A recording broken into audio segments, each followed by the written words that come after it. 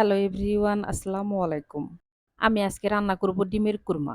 ডিমের কুরমা রান্না করার জন্য প্যানের মধ্যে আমি ১ম এ দিয়ে দিব সয়াবিন তেল। তেলের মধ্যে দিয়ে দিব আমি পেঁয়াজ। পেঁয়াজ আমি মোটা, মোটা করে কেটে নিয়েছি। এখন আমি দিয়ে দিব রসুনের কোয়া আর দিয়ে দিব আদা কুচি। আর এখন আমি দিয়ে দিব কাঁচামরিচ আর দিয়ে দিব ৪-৫ টার মতো কাজু বাদাম। তেলের মধ্যে পেঁয়াজ, কাঁচামরিচ, আদা, রসুন আমি ভেজে নেব। ভেজে নিয়ে এখন আমি দিয়ে দিব সামান্য একটু পানি। পেঁয়াজ, কাঁচামরিচ, আদা, রসুন যেন খুব ভালো করে সেদ্ধ হয় তার জন্য আমি একটু পানি দিব। দিয়ে এখন আমি ঢাকনা দিয়ে ঢেকে সিদ্ধ করে নিব। পেঁয়াজ, আদা, রসুন কিন্তু আমি তেলের মধ্যে খুব আগে ভালো করে ভেজে নিয়েছি। তারপরে কিন্তু পানি দিয়েছি। কয়েক মিনিট পর আমি ঢাকনা উঠিয়ে নিয়েছি, দেখেন পেঁয়াজ রসুনের নিচ থেকে সব পানি শুকিয়ে গেছে। পেঁয়াজ রসুন থেকে পানি শুকিয়ে যাওয়ার পরে আমি আরো ২-৩ মিনিটের মতো তেলের মধ্যে ভেজে নেব। এটা কিন্তু অবশ্যই তেলের মধ্যে খুব ভালো করে ভেজে নিতে হবে।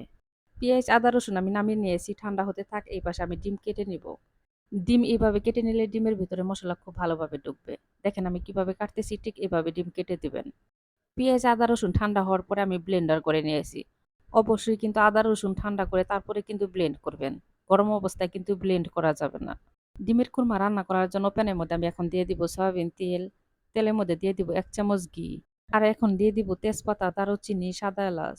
দিয়ে আমি তেলের মধ্যে একটু ভেজে নিব। নিয়ে এখন আমি দিয়ে দিব ব্লেন্ডার করা সে আদা রসুন বাটা। ডিমের কুরমা তো অনেকভাবে রান্না করা হয়। কিন্তু আমি যেভাবে রান্না করতেছি ঠিক একদিন হলেও সবাই বাসায় ট্রাই করবেন। আর আশা করছি ভীষণ ভালো লাগবে। আর এভাবে ডিমের কুরমা রান্না করলে ভীষণ ভালো লাগে খেতে। এখন আমি দিয়ে দিব স্বাদ মতো লবণ, আর দিয়ে দিব ১ চামচ ভাজা জিরার গুঁড়া, আর দিয়ে দিব 1/2 চামচ ধনিয়ার গুঁড়া, আর দিয়ে দিব ১ চামচ গরম মসলার গুঁড়া, আর দিয়ে দিব 1/2 চামচ গোলমরিচের গুঁড়া। সব মসলা খুব ভালো করে মিশিয়ে নিয়ে এখন আমি দিয়ে দিব টক দই। টক দই যদি হাতের কাছে না থাকে তাহলে গুঁড়া দুধ দিবেন আর ১ চিমটি লেবুর রস দিবেন। সব মসলা এখন আমি তেলের মধ্যে আর ঘির মধ্যে খুব ভালো করে ভেজে নিব। ভাজতে, ভাজতে একদম আমি শুকনা, শুকনা করে ভেজে ফেলবো। দেখেন ঠিক ভাজাটা এরকম করে ভেজে নিয়েছি। অবশ্যই কিন্তু মসলাটা খুব ভালো করে ভেজে নিতে হবে। এখন আমি দিয়ে দেব গাভীর দুধ। গাভীর দুধ আমি আগে জাল করে ঘন করে নিয়েছি। দুধ আমি মসলার সাথে মিশিয়ে নিয়ে এখন আমি দিয়ে দিব ডিম। আমাদের পরিবারে আমরা ৪ জন সদস্য। তার জন্য আমি ৪ টা ডিম দিয়ে ডিমের কুরমা রান্না করব আজকে। আমি কিন্তু ডিমের কুরমাটা খুব সহজভাবে রান্না করলাম। আর আপনারাও এভাবে সহজভাবে রান্না করে খেয়ে দেখবেন। দেখবেন এই সাধারণ রান্না খেতে দেখবেন যে অসাধারণ লাগবে।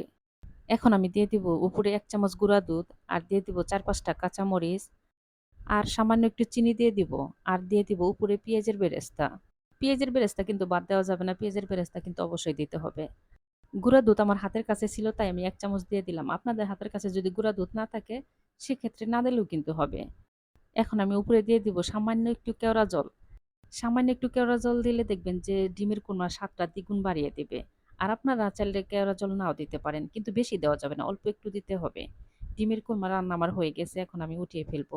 এভাবে ডিমের কুরমা রান্না করে পোলাওর সাথে খেতে পারবেন, বিরিয়ানির সাথে খেতে পারবেন। আর গরম ভাত, রুটি, পরোটার সাথে খেতে কিন্তু ভীষণ ভালো লাগে। সবাই ভালো থাকবেন। আল্লাহ হাফেজ।